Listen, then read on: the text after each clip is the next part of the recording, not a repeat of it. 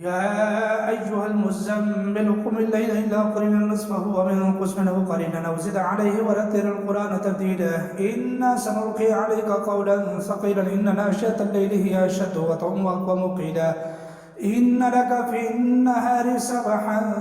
طويل واذكر اسم ربك وتبتل إليه تبتيلا رب المشرق والمغرب لا إله إلا هو فاتخذ وكيلا رب المشرق والمغرب لا إله إلا هو فاتخذ وكيلا رب المشرق والمغرب لا إله إلا هو فاتخذه وكيلا رب المشرق والمغرب لا إله إلا هو فاتخذ وكيلا رب المشرق والمغرب لا إله إلا هو فاتخذه وكيلا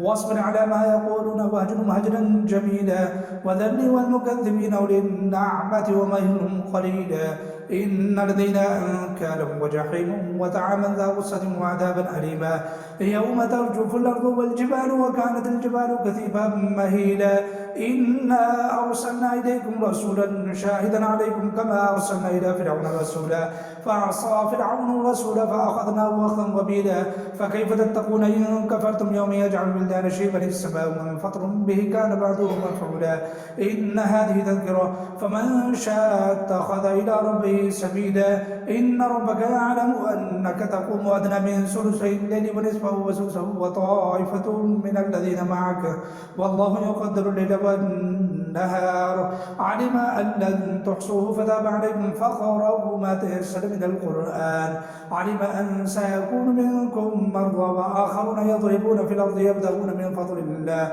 وآخرون يقاتلون في سبيل الله فقرأوا ما تيسر منه وأقيموا الصلاة وآتوا الزكاة